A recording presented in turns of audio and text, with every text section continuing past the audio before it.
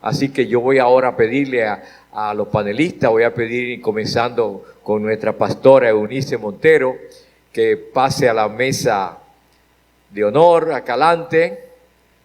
Asimismo le vamos a pedir a nuestra hermana Laura García, en ese mismo orden, también es el mismo orden de posición. Así mismo va la hermana, la doctora Abigail, aleluya, y le sigue la hermana Telma Núñez, alabado sea Dios, y después de Telma me quedo yo. Y finalmente la doctora Darieli Quiñones, que también va después de mí en el mismo orden. Así que este grupo de médicos, vamos a hablarle esta noche de manera bien concreta, que ustedes sepan cuál es el mosquito, cómo se reproduce, cómo causa la enfermedad, cómo hay que prevenirlo y cómo defendernos de él para menguar que ese mosquito acabe con nuestra familia. Así que yo voy a cederle inmediatamente. Que Dios nos bendiga a todos. Se ve muy bonito desde aquí. Hoy vamos a aprender, como ustedes también, como decía el doctor Méndez, es una enfermedad que está arropando no solo a República Dominicana, sino a varias naciones del continente. Mire, ustedes saben qué quiere decir esto, que el Señor está muy cerca. Son plagas, la maldad está arropando la tierra y el Señor está muy cerca. Miren, hermano, vamos a buscar más del Señor. Vamos a amar, vamos a perdonar, vamos a humillarnos delante del Señor y vamos a pedir misericordia.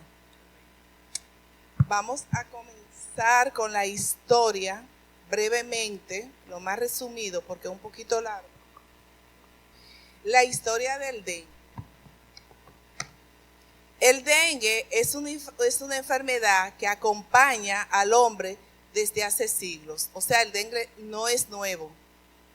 Es muy remoto.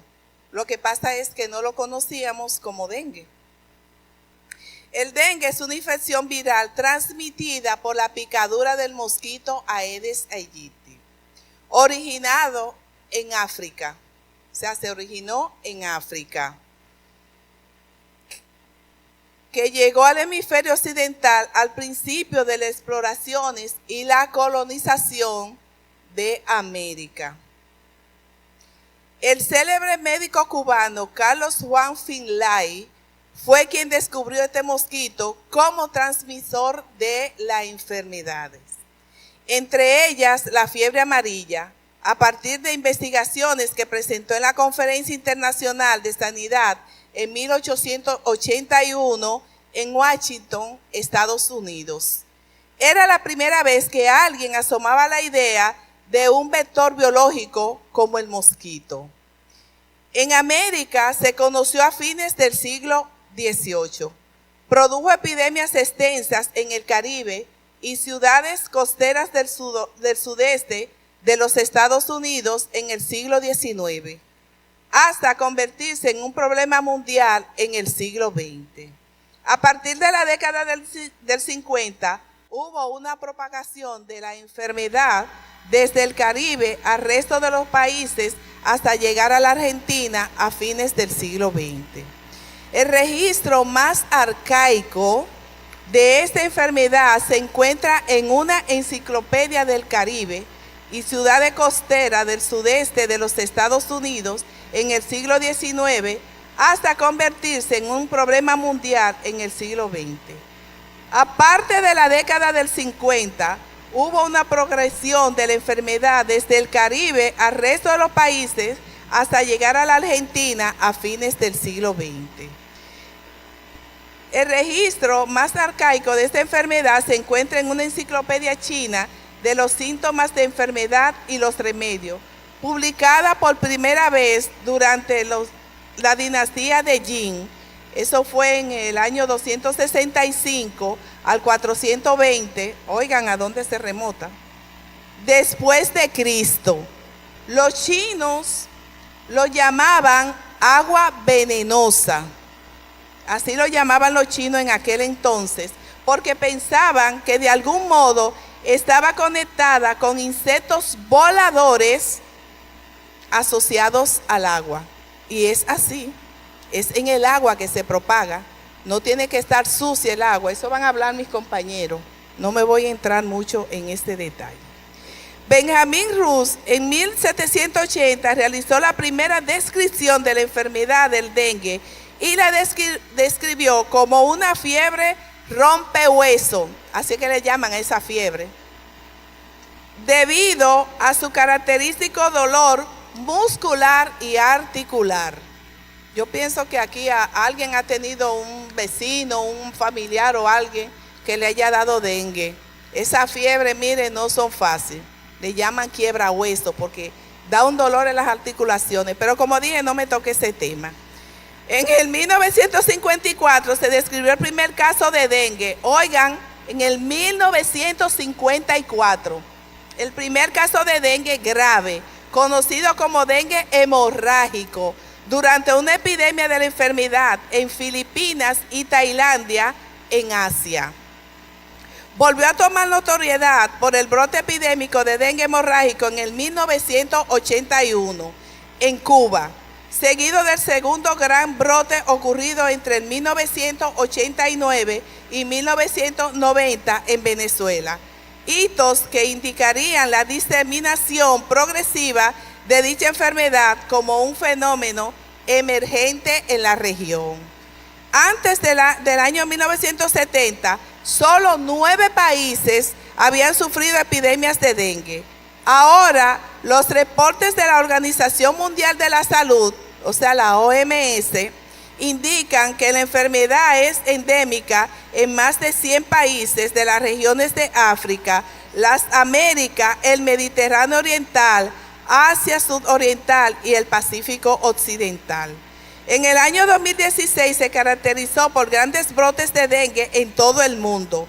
La región de las Américas notificó más de 2.380.000 casos en el año. Y solo en Brasil hubo poco menos de 1.500.000 casos. Pero ya en el 2017 hubo una reducción significativa del número de casos de dengue en las Américas, pero volvió a retomarse en el 2019 hasta la fecha que se está expandiendo. Bien, amados, eso es parte de la historia. Yo quiero presentarle en esta parte entonces el modo de transmisión y las estadísticas que tenemos acerca de esto. Como decía el hermano Alonso ahorita, es en serio que está el dengue. Y hoy todos los que estuvimos cercanos de alguna forma al nieto de la hermana Yudelka nos dimos cuenta de cómo está la situación. Todos los hospitales en Santo Domingo, a cualquiera, y si ya usted sabe, si el privado está lleno, usted no se imagina cómo está el sector público. Abarrotado, ¿verdad que sí? Entonces hubo que llamar a muchos lugares para ver en cuál de todos podían recibirlo, porque la condición es delicada. Lo que significa, hermanos, que tenemos que seguir orando por este niño, porque está muy delicadito. Como decían ahorita la hermana, el responsable de llevar esta enfermedad a todas partes, sencillamente, ¿quién es? Es un mosquito.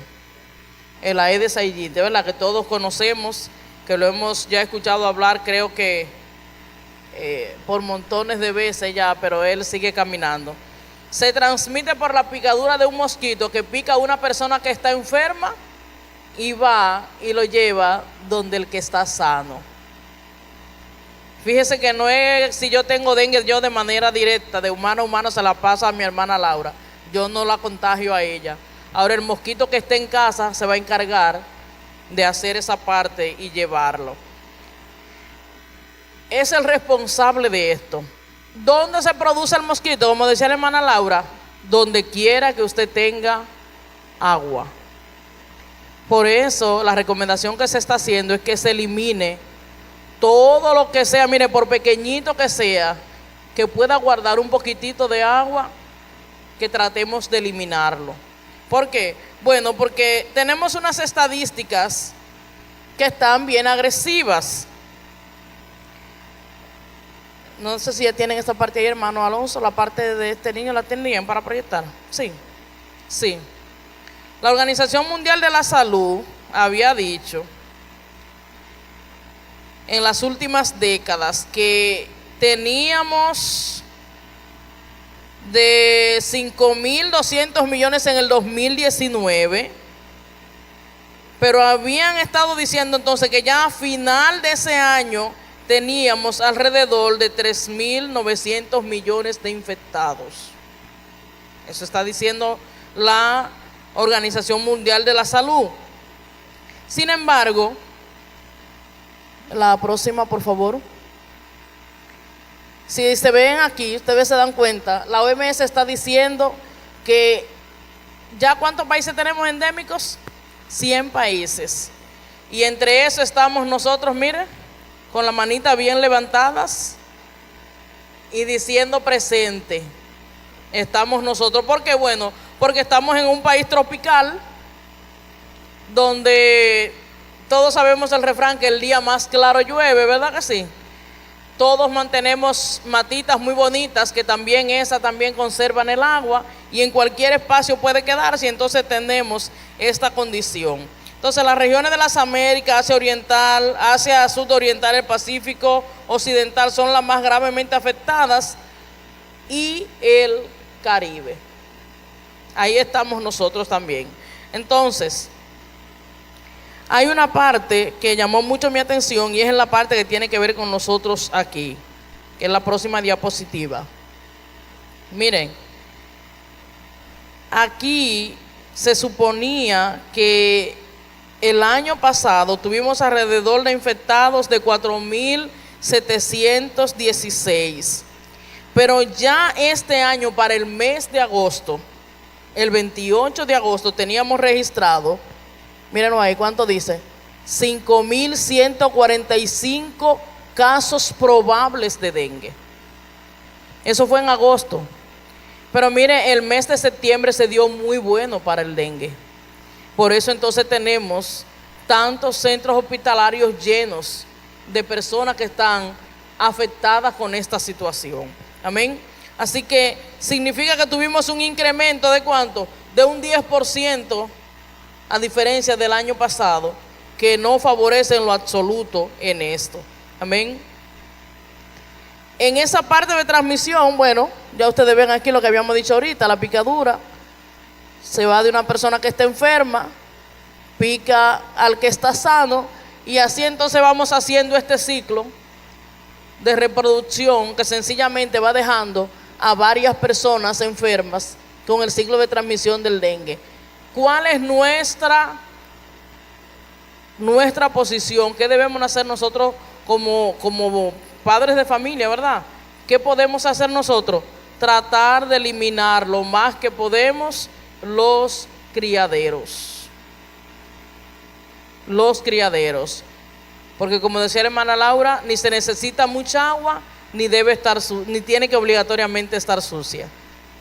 Con cualquier poquito es necesario, es suficiente para ellos entonces hacer lo que necesitan hacer. Dejo la persona que sigue después de mí.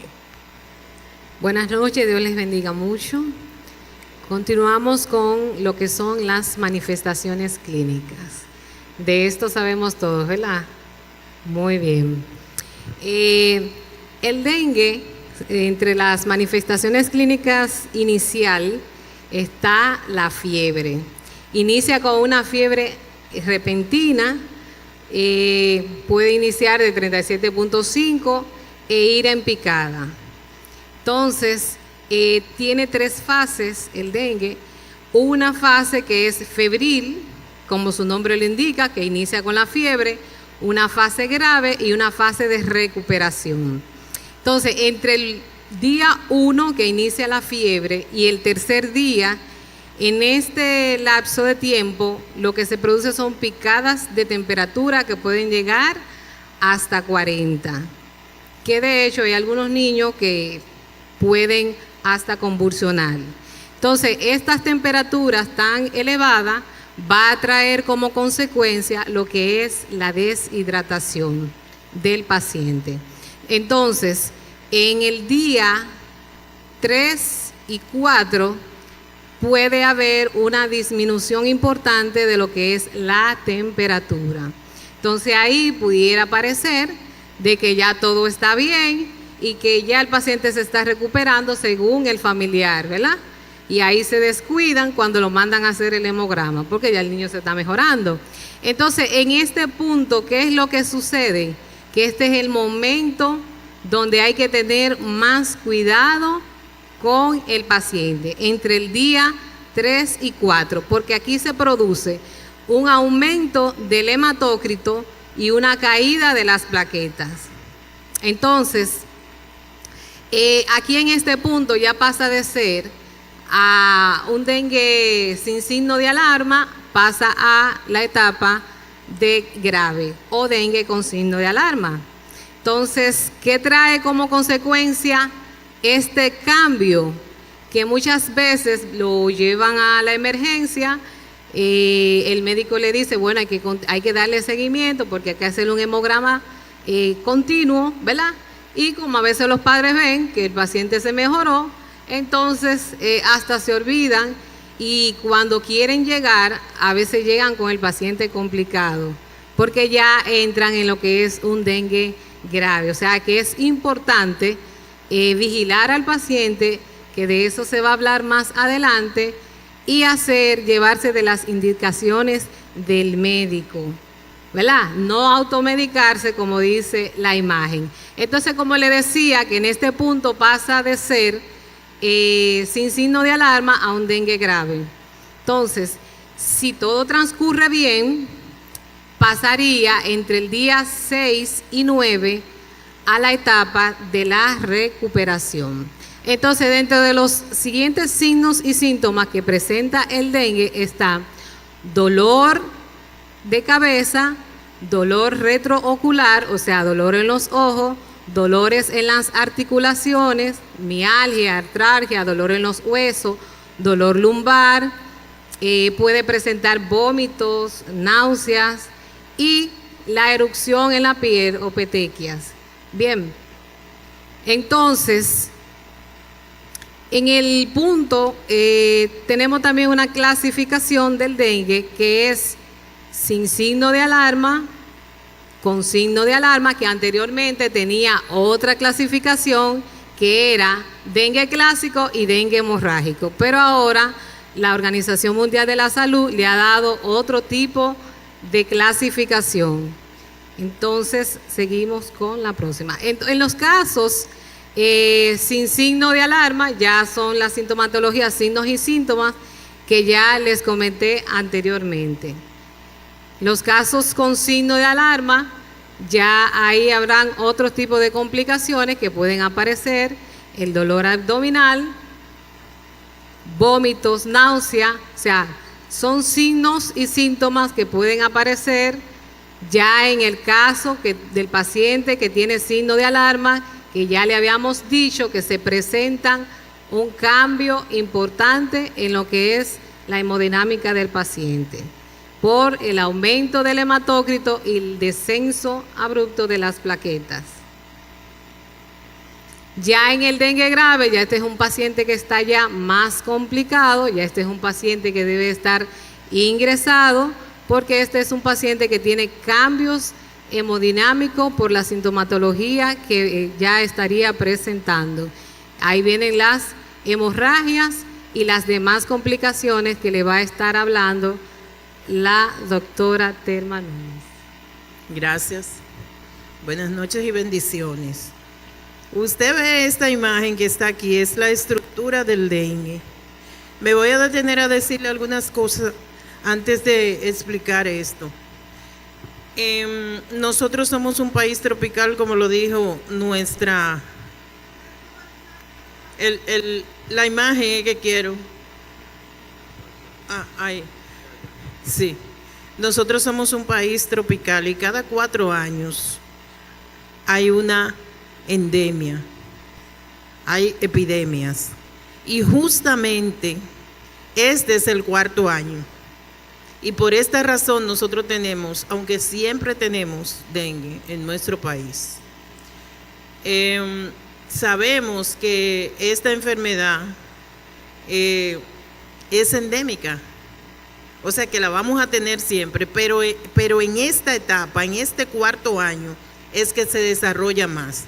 Los boletines epidemiológicos, y siempre se hace la alerta epidemiológica, se dice que no hubo como ese monitoreo y el dengue de repente nos agarró.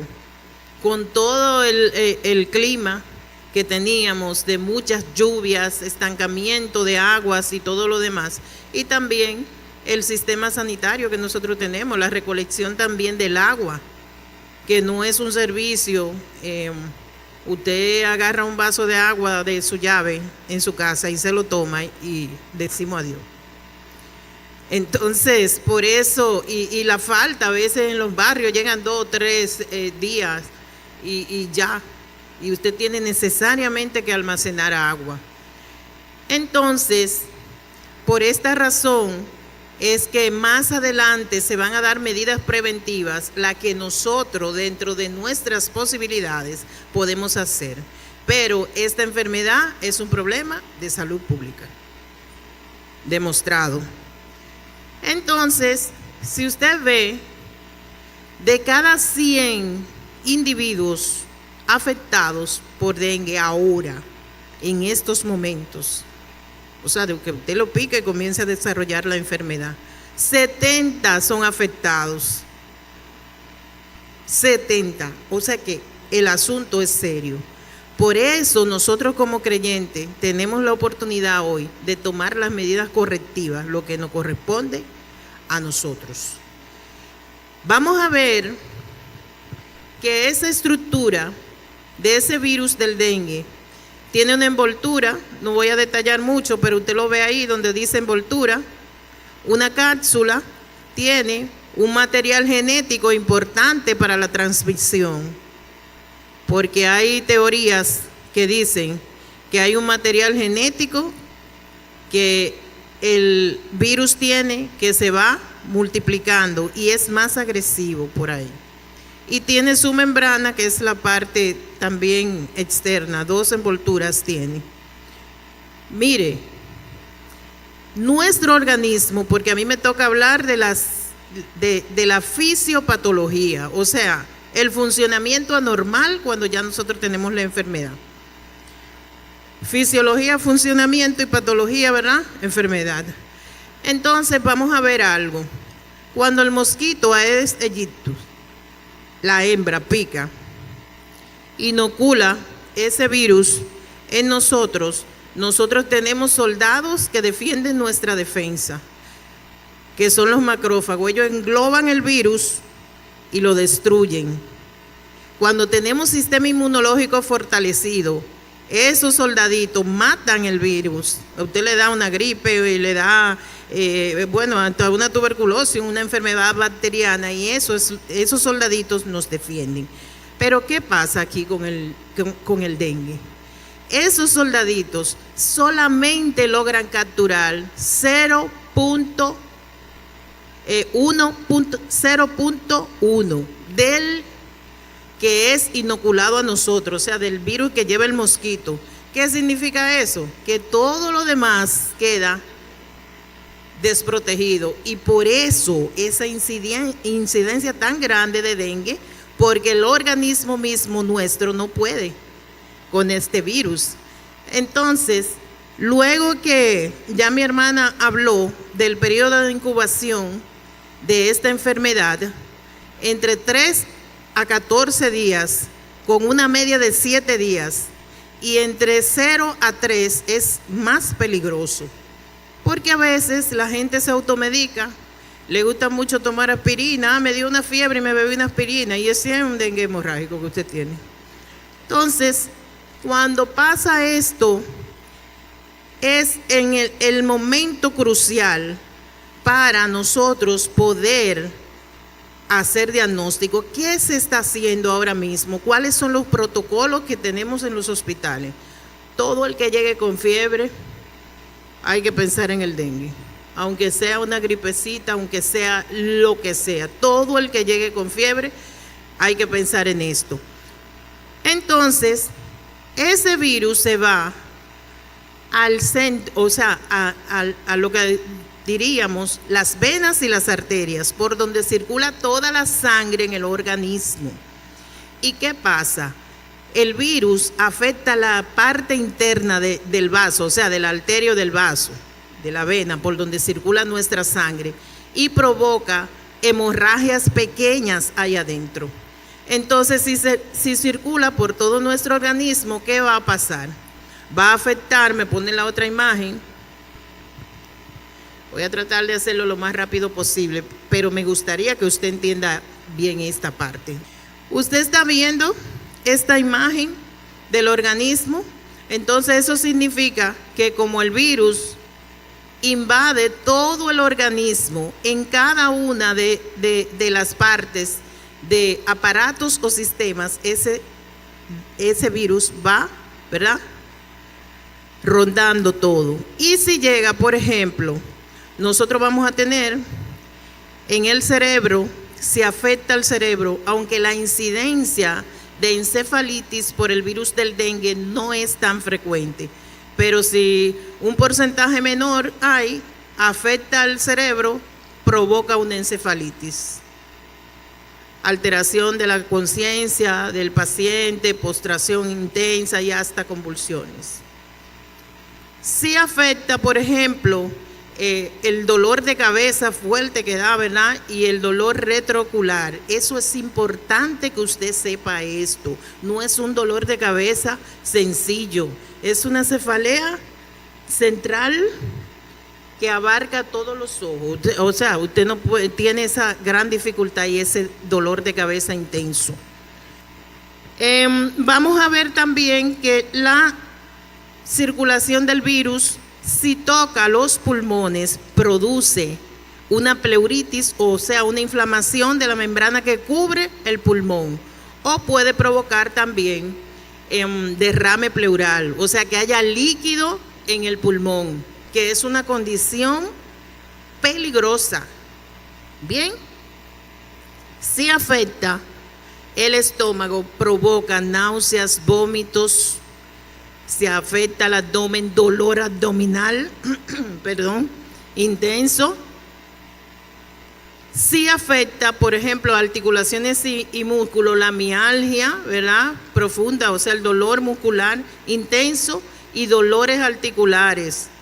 Un dolor articular inigualable, como decimos nosotros, exquisito, porque es bien fuerte. Entonces, también a nivel de la piel se produce un salpullido, lo que la gente dice el salpullido, que son para nosotros petequias, que son puntitos rojos. Y esos puntitos rojos se producen porque hay pequeñas hemorragias en la piel. Entonces ya con esto nosotros estamos orientados a qué cosas andan pasando y por qué la gente tiene fiebre, mialgia y lo demás. Si afecta al músculo del corazón, y esta es una condición de peligro, provoca una miocarditis, o sea, afectación del músculo del corazón. Ante todas estas variantes, más adelante vamos a ver la prevención del dengue. Ante todas estas variantes, la más peligrosa, que ya nuestra hermana habló un poquito de esto, es el signo del shock por dengue o choque por dengue. ¿Por qué razón? Porque comienzan a alterarse con todas estas manifestaciones.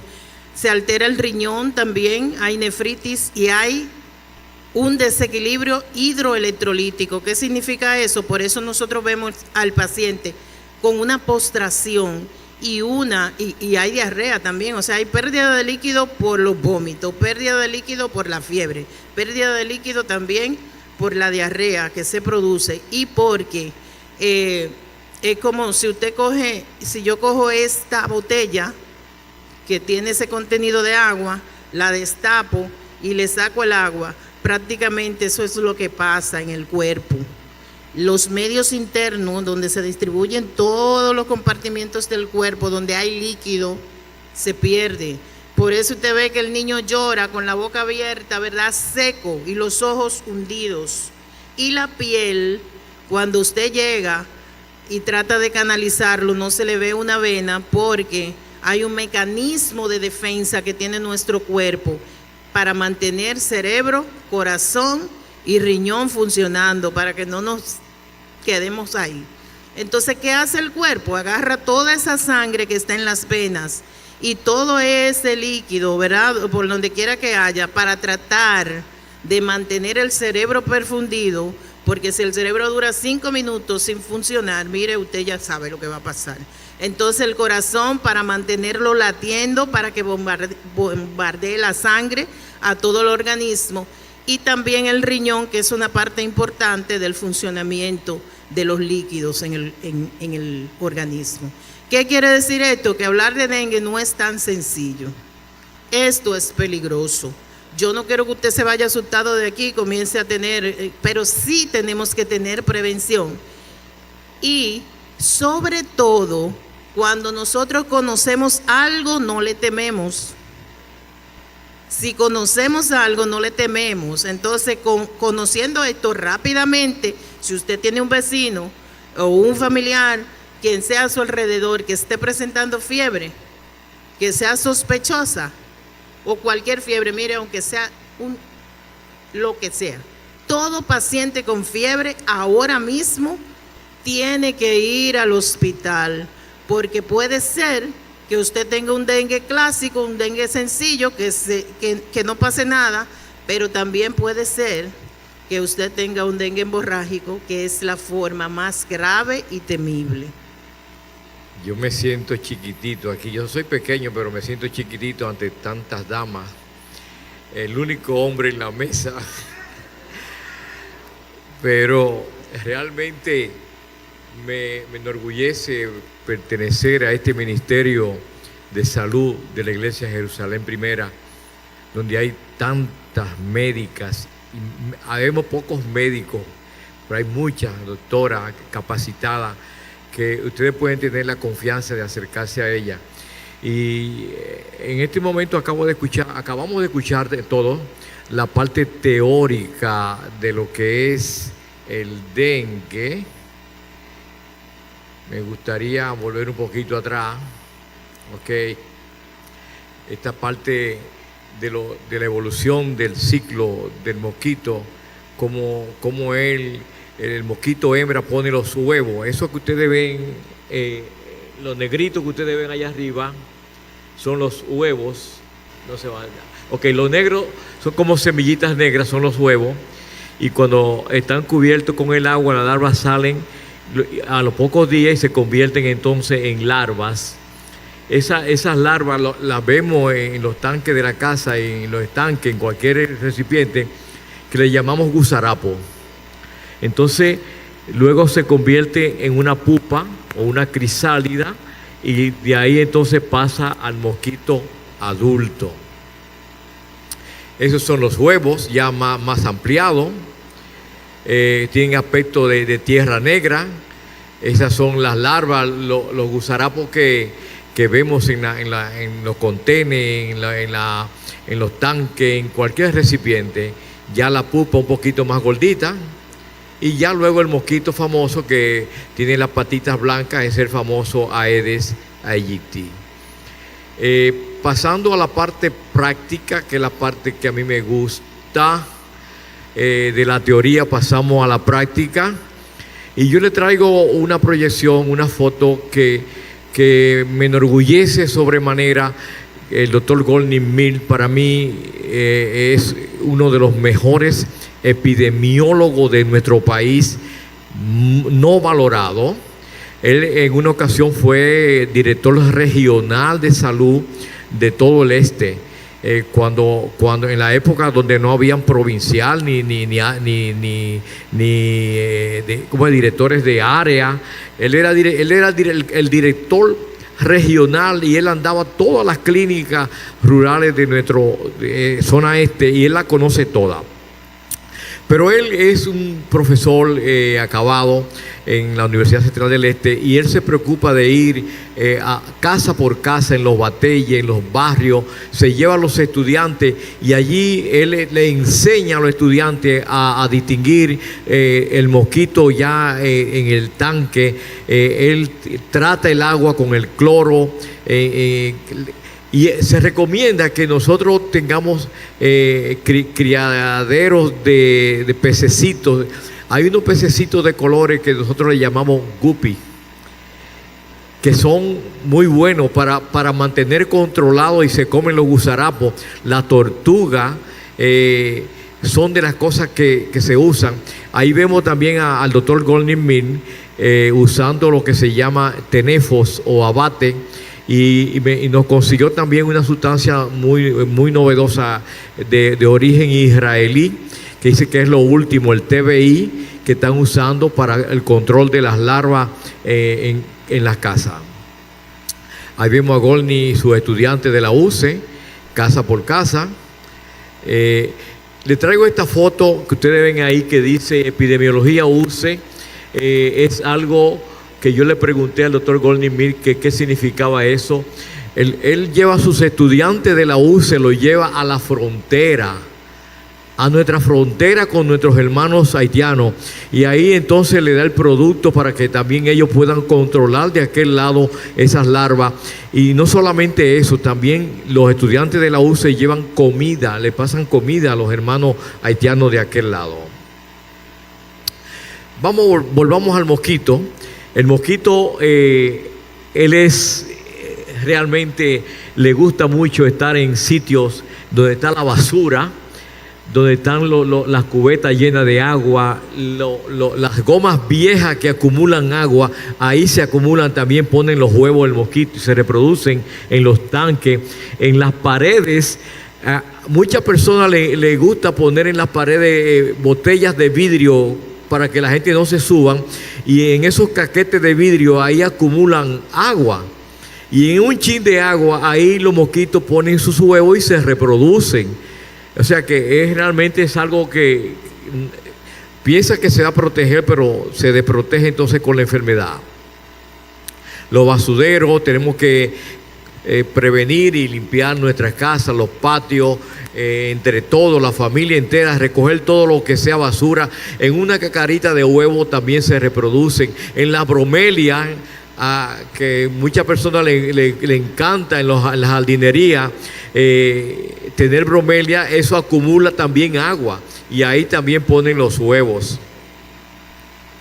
Tenemos que comenzar la campaña de girar todo lo que esté lleno de agua, tapar los tanques donde guardamos el agua limpia en los bebederos, todo lo que esté destapado, taparlo y eliminar todo lo que sea goma y cambiar todas las aguas que tenga acumuladas. Esto es el abate o temefos, que es un insecticida que se usa para controlar. Es lo que usan los epidemiólogos cuando le entregan en la casa. Mucha gente no lo usan, pero en los tanques, esa bolsita que ustedes ven allá con las manos, se preparan, vienen en paquetes grandes y entonces lo preparan en pequeñas funditas, y esa bolsita se debe pinchar con un palillo, con un palito, algo. Se pincha un solo hoyito nada más y se deja caer en el tanque. Con eso es suficiente, porque ahí llega el mosquito a poner su huevo, pero no se van a reproducir. Logramos conseguir una buena cantidad tanto de abate como del TBI, y antes de usted irse de acá, usted se va a llevar también su abate o TBI, y también conseguimos una buena cantidad de cloro, unas pastillas de cloro que pueden partirla en 4 y le pueden durar varios meses. No hay mucho el cloro, pero vamos a ver cómo Dios nos ayuda a repartirlo entre ustedes. Una de las medidas que debemos tomar en la casa es poner el mosquitero. Hay gente que no nos gusta poner el mosquitero, pero el mosquitero nos protege de que venga el mosquito infectado de otro lado y nos pique. Recuerdo que cuando hacía la maestría en salud pública, el profesor de entomología nos decía que un mosquito puede viajar a más de 1 kilómetro. O sea que un mosquito infectado con el virus del dengue puede viajar de aquí hasta Zona Franca y allá picar a otra persona, y ahí se sigue multiplicando la enfermedad. Entonces tenemos que usar el mosquitero para protegernos de esos mosquitos que vienen infectados, y también las personas que están ya infectadas, que se le han hecho el diagnóstico del dengue, en los hospitales lo cubren con el mosquitero para que los mosquitos no se sigan reproduciendo la enfermedad en otra persona. También los que puedan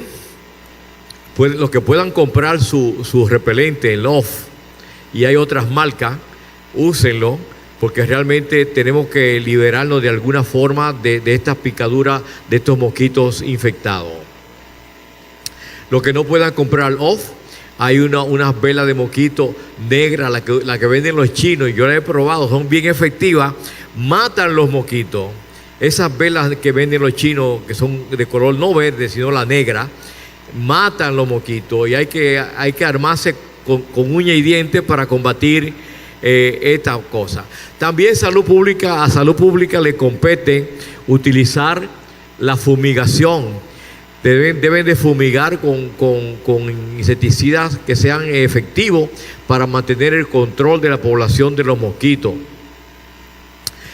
Por último, le voy a mencionar esto que estaba comentando ahorita con la doctora Telma, que nos habían llegado la noticia que ya hay una vacuna para el dengue. La OMS recomienda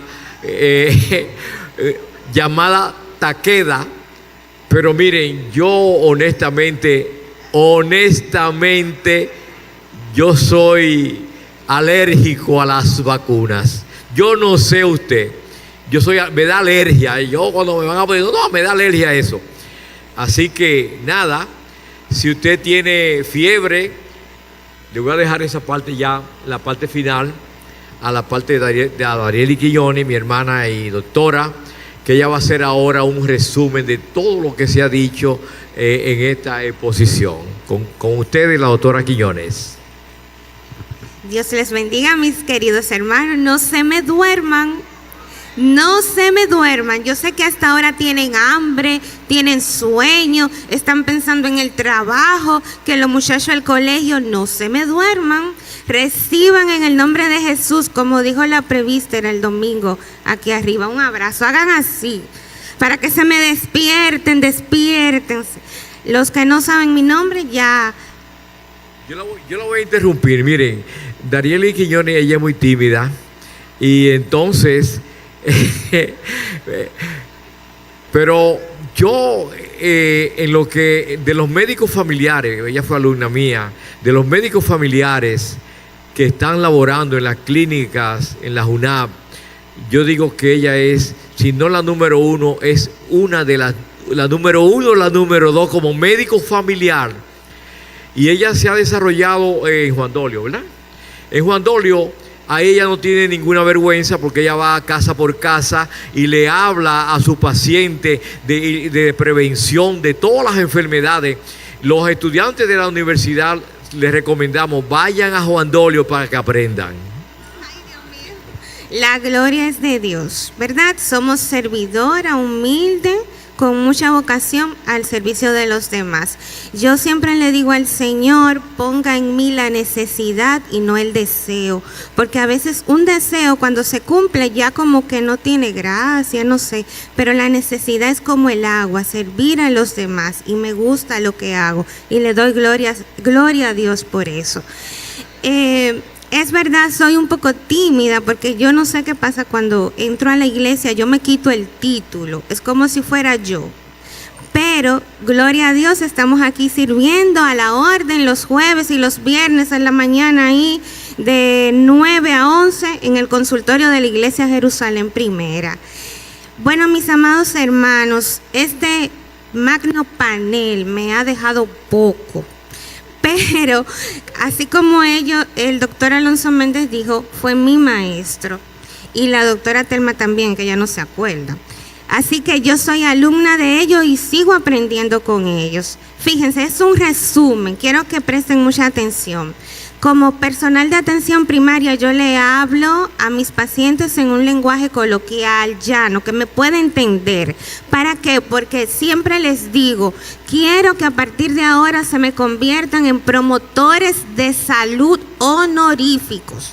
Honoríficos porque no le van a pagar, pero promotores de salud, ¿dónde? En su casa, en su barrio, en su trabajo. Ustedes pueden ser multiplicadores de esta información y salvar vidas. Y salvar vidas en el nombre de Jesús. El dengue es una infección viral transmitida por un mosquito. Y he aquí algunas curiosidades de este mosquito. Hay macho y hay hembra. El macho se alimenta de savia vegetal, pero la hembra es hematófaga, o sea, se alimenta de sangre. Esa señorita es la que transmite la enfermedad. Entonces, hay curiosidades. Este mosquito, después que te pica a una persona enferma, como dijo el maestro, él puede volar, si es en cuadras, de 400 a 500 cuadras, pero también se habla de 1 a 5 kilómetros. Y saben que el mosquito puede vivir después que él pica a una persona hasta 2 meses. Imagínense ustedes, una persona enferma, él va y lo pica, y luego va y llega allí al jumbo.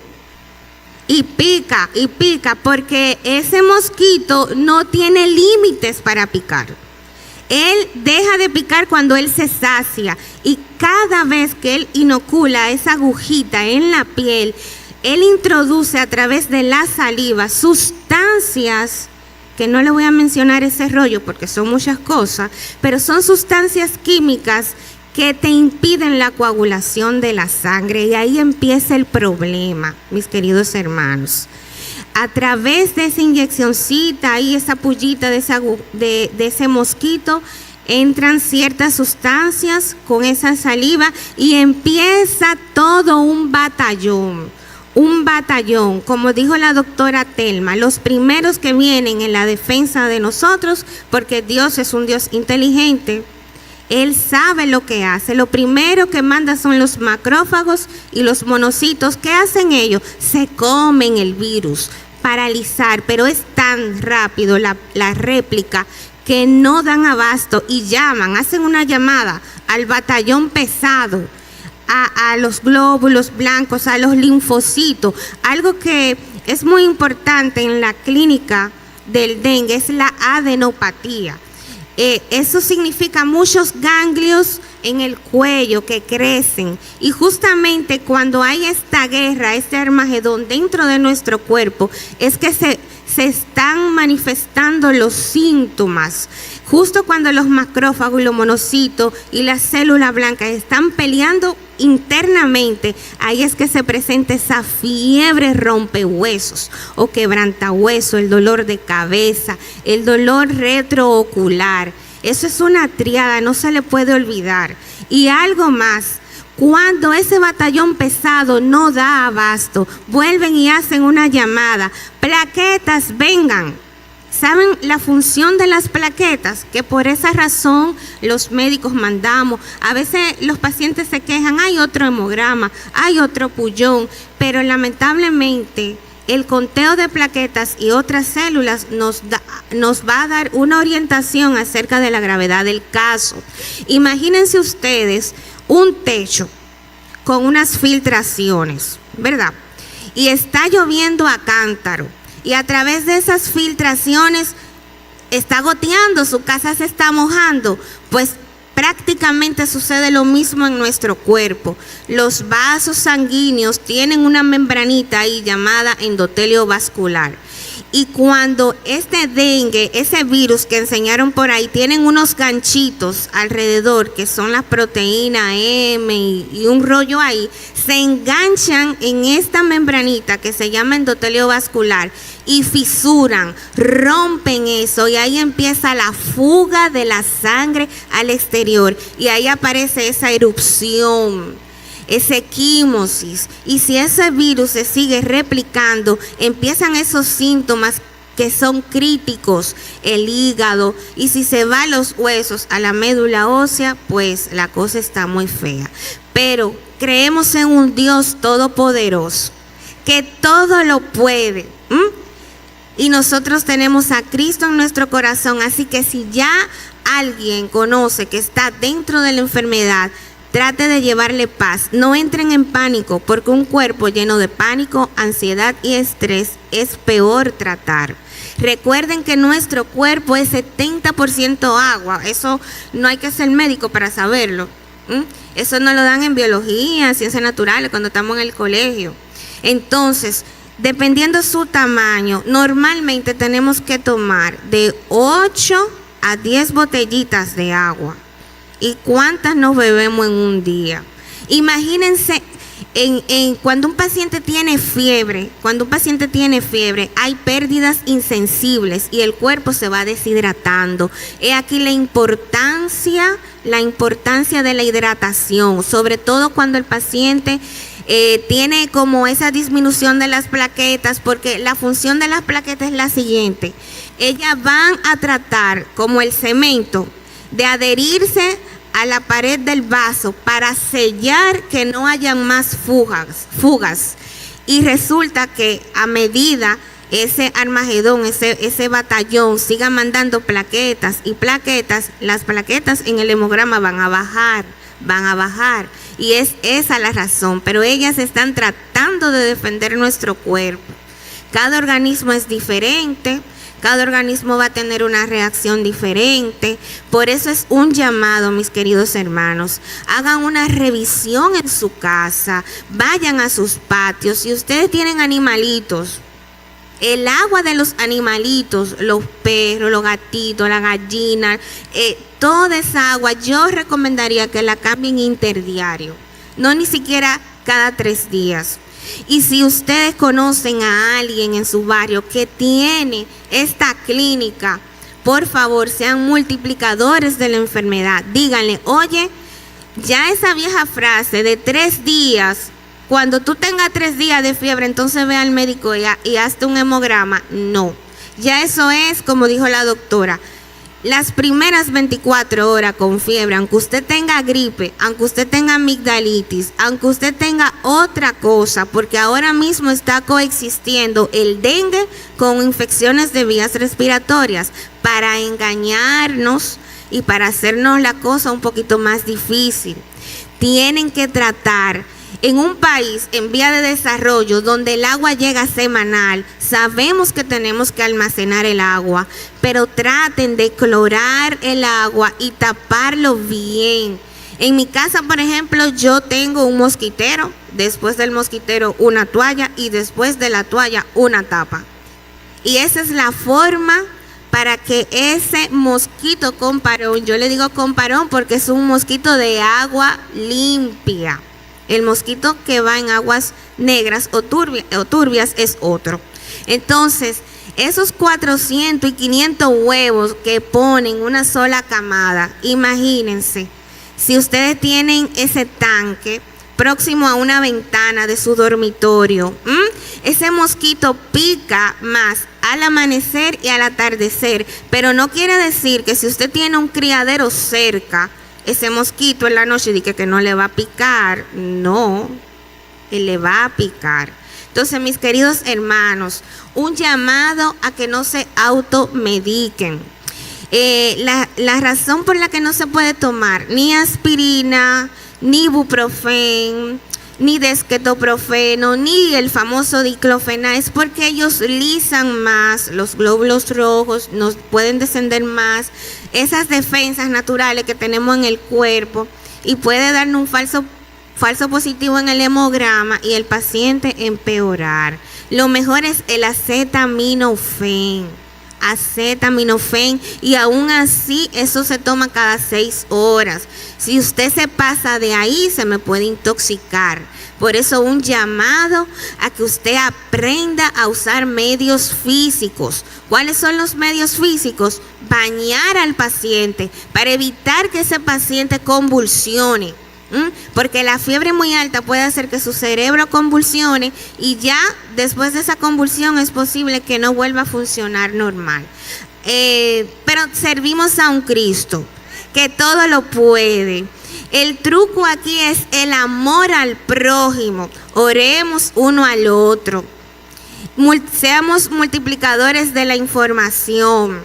Esto es verídico, esto está aquí viviendo al día a día con nosotros, mis queridos hermanos. Voy a dejar a la doctora Telma un momentito porque ella quiere agregar algo más. Dios le bendiga. Yo creo que con esta información ya todos estamos edificados. La doctora habló sobre el tratamiento en la forma leve del dengue. La forma leve es hidratación y acetaminofén. Las formas más graves ameritan ingreso y manejo de líquidos, o sea, manejo con sueros endovenosos. Y ya eso corresponde, ¿verdad?, a los hospitales. Así que nosotros agradecemos su atención. No se durmieron, estuvieron atentos todos. Y como dijo nuestra hermana, la doctora Darieli, multiplicadores de la información y alerta ante cualquier proceso febril. El doctor Méndez hace el cierre. Bueno, yo estoy contento porque nadie se durmió. Tenemos ya 55 minutos hablando acá. Realmente Darieli me sorprendió porque ella era la tímida, pero yo desde que arrancó se soltó y no hubo quien la parara. Realmente ya no es la tímida. Realmente nos complace estar en esta mesa, en este panel, en este día.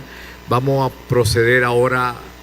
De seguro que tendrán alguna pregunta que hacer. Si no se ha dicho en el panel, cualquier pregunta o inquietud que tengan, es el momento ahora de usted participar en la pregunta. Dios le bendiga a todos.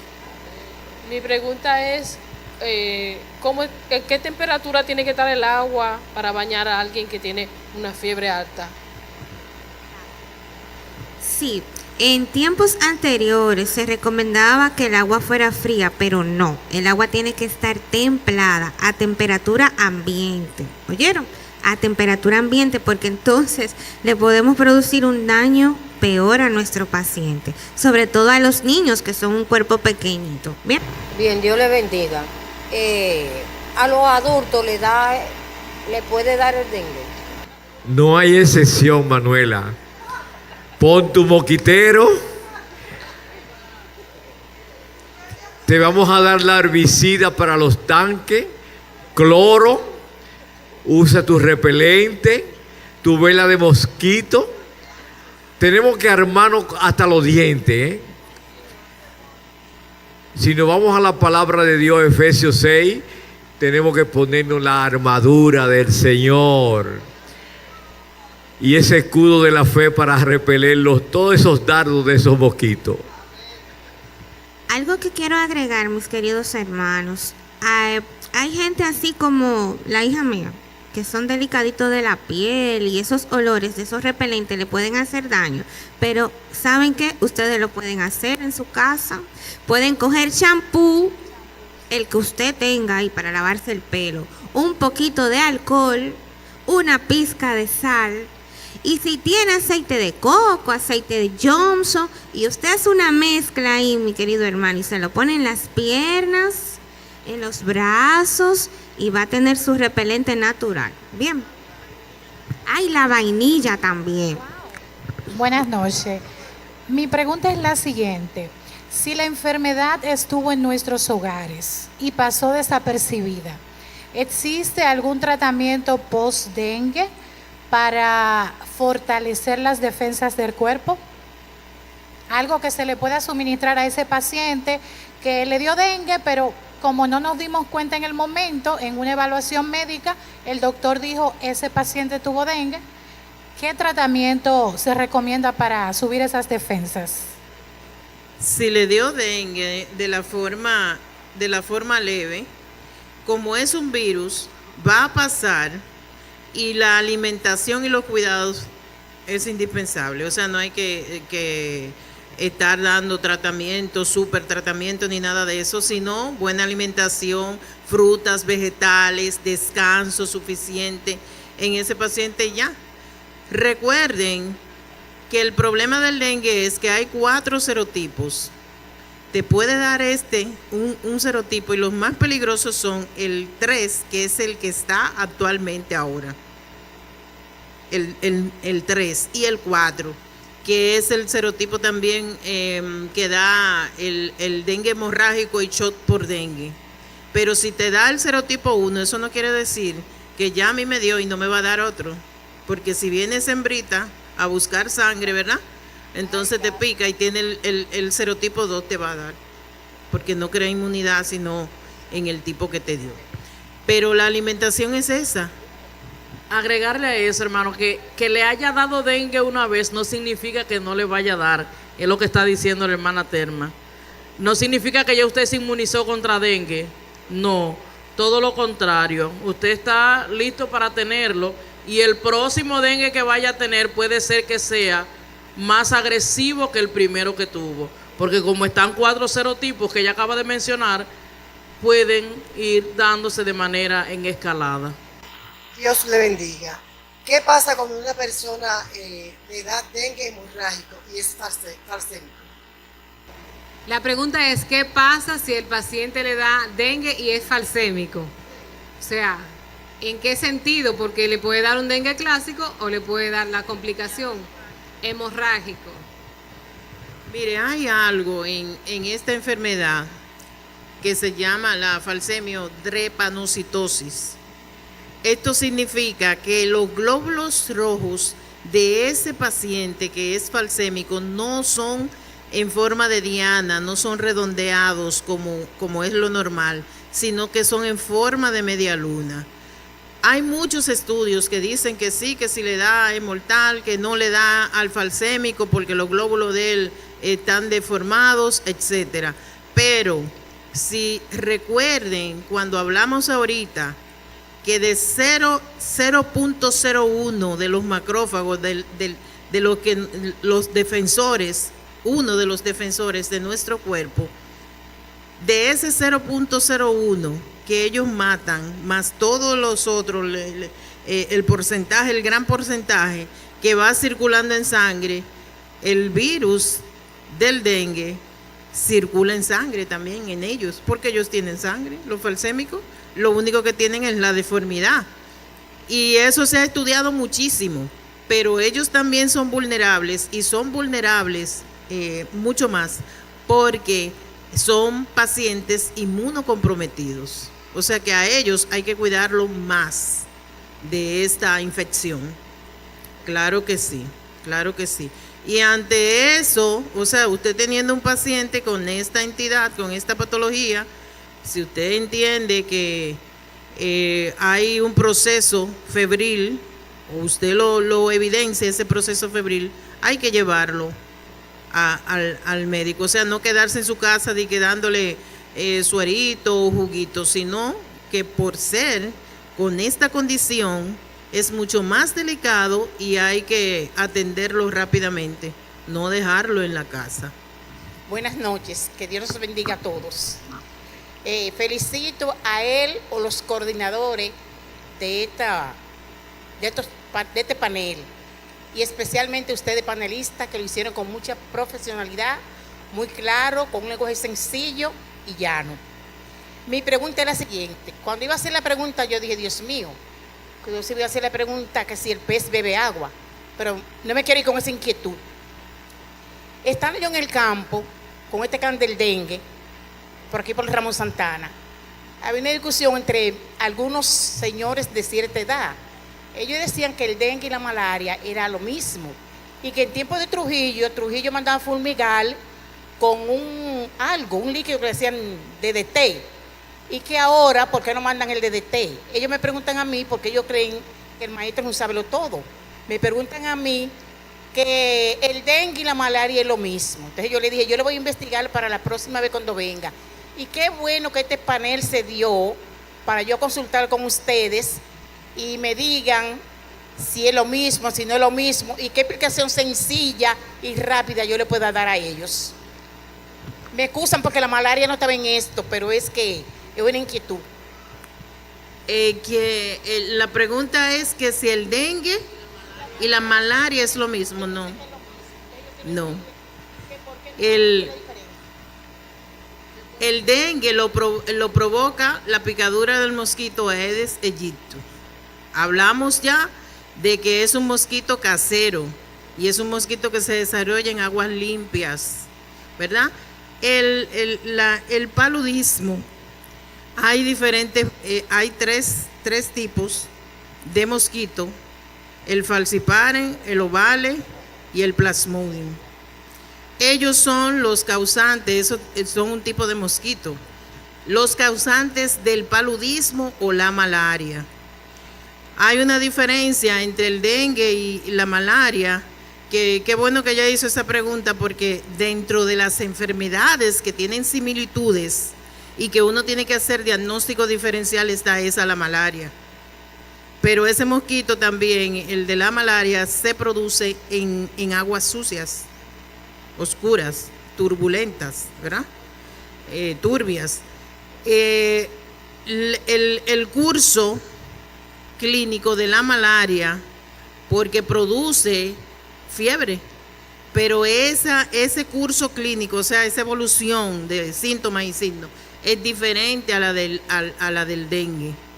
El paludismo tiene picos febriles, mire, hace una temperatura rápida y alta el paciente, con temblores y todo, y luego pasan como 24 horas y hace un periodo que nosotros los médicos le llamamos de efervescencia. ¿Efervescencia qué significa?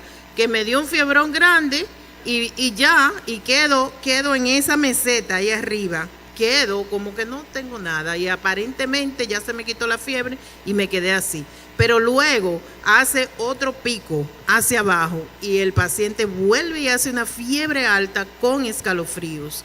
La postración en la malaria es mayor y también hay afectaciones a nivel hepático importante. Por eso usted ve que los pacientes tienen como cierto grado nosotros le decimos ictericia, se ven los ojos amarillentos y la piel media amarilla. O sea que se hace el diagnóstico diferencial porque también es una enfermedad febril. También otra patología que hay que hacer diagnóstico diferencial del dengue es la chikungunya, que a mí me dio dolor rompehueso y fiebre también. A mí me dio, miren, y en mi casa se reían de mí. Se reían porque yo andaba como una ancianita. ¡Ay, Dios! Y también se hace diagnóstico diferencial con el Zika virus. O sea que todas las patologías que den fiebre, así, con postración, dolores óseos, pérdida de líquidos importantes, y principalmente por eso la doctora lo dijo, por la fiebre. Hay una pérdida de líquido que nosotros tenemos, que son pérdidas insensibles, que se dan en todos nosotros ahora. Pero cuando hay temperatura se pierde mucho más líquido. Por eso el paciente con fiebre se debe hidratar, si puede tomar líquido, o sea, si puede tomar agua o jugos. Si está con náusea y vómito y todo, mire, no se quede con eso ahí, no me le dé nada de que para los vómitos usted lo lleva al hospital. Bien. Sí, Dios les bendiga a todos. Mi inquietud es que cuando el mosquito pica, le jala sangre. ¿Y qué pasa con esa sangre más luego? ¿Se la transmite a otra persona? ¿A él la sangre? Ah. Hermana, déjeme decirle a ella, mire, el problema es que ese es su alimento. Es como nosotros, cuando tenemos hambre comemos, hacemos la digestión, sacamos lo que nos sirve y nos quedamos con lo que nos nutre. Entonces tengo hambre y vuelvo y como. Eso es lo que hace. Hay algunas cosas que nosotros tenemos en nuestras casas a mi consideración tiene que ver con el dengue también. No sé si desde el punto de vista de médico y de lo epidemiológico también. Que yo recomiendo que se le trate con cloro y que tengamos cuidado con ellas.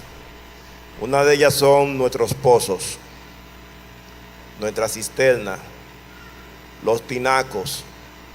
Algunas veces tenemos piscinas inflables para los niños, echamos agua ahí y la dejamos cierto tiempo, que eso también puede ser criadero del mosquito. Miren, hay una situación que incluso Salud Pública estaba diciendo para la parte este, que tiene que ver tanto con el dengue, malaria y también leptospira. Hay un brote también de leptospirosis para la región este. Y la leptospira, que tiene también sintomatologías muy parecidas a las del dengue, por la fiebre, por el dolor muscular, el dolor en las pantorrillas, te hace creer que tiene una gripe, pero pudiera ser un caso de leptospirosis. Entonces, aparte de eliminar las vasijas que tengan agua, señores, hay que eliminar la basura que esté. El ratón está justamente donde hay basura. Y la leptospirosis, el mayor promotor de esto es el ratón. No tiene que morderte, no tiene que hacerte nada, solamente que él haga pipí en cosas que tú vas a comer.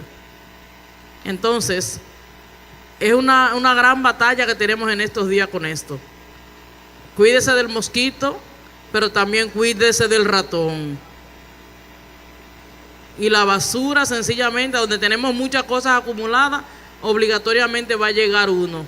Si hay cosas de comer sobre todo. ¿De acuerdo? Así que debemos prestar atención también a estas cosas.